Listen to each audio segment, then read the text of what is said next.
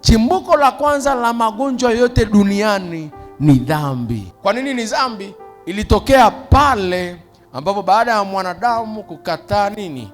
Sheria ya neno la Bwana. Ndipo hapo kukatokea chimbuko la laana. Lile chimbuko lilianzaje? Lile chimbuko lilianza kwenye laana. Mungu akamwambia, kwa sababu hamtaki kunisikia, mtapatwa na mambo haya. Akaorodhesha kwenye kitabu cha Kutoka, pale kitabu cha sheria. Lakini ile kitu kilianzia kwenye bustani ya Eden, ambapo Mungu alipomwambia Adamu na Hawa wafanye vyote lakini wasiguse mtu wa nini?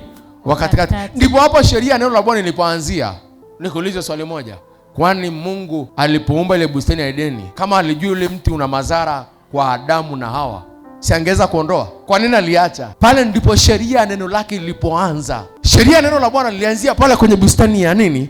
Ya Eden, pale Adamu na Hawa walipokuwa pamoja. Akawaambia msiguse mti huu. Guseni miti yote lakini msiguse mti huu.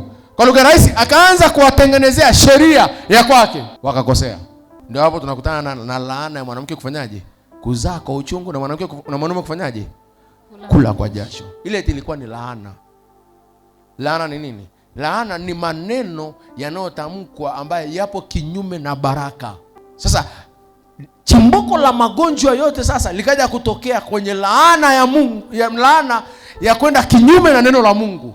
Sasa sikiliza, baada ya chimbuko hili, yani mzizi ulio mkuu kuonekana wa dhambi na kusababisha magonjwa, adui shetani na yeye akatumia fursa ile ile ya ile laana ya Mungu iliyosababisha magonjwa, akatumia fursa ile ile na yeye kujipatia faida ya madhara kwa wanadamu. Kwa shetani kukuletea magonjwa kwake ni faida, kwako ni madhara. Yeye akajipa pale na yeye akatafuta na mbinu zake na yeye za kujitwalia utukufu wake, kujitwalia faida yake. Akatumia ule mlango, ile laana ya Mungu, baada ya wanadamu kwenda kinyume na neno lake, sheria ya neno lake, na yeye akaanza kuzalisha nini? Magonjwa. Nilikwambia vitu ambavyo vinasababisha magonjwa. Cha kwanza nikakwambia ni nini? Ni dhambi. Lakini cha pili nikakwambia roho za nini? Uchawi. Magonjwa chimbuko lake kuu ni nini? Ni dhambi. Kwa pamoja ni nini? Dhambi.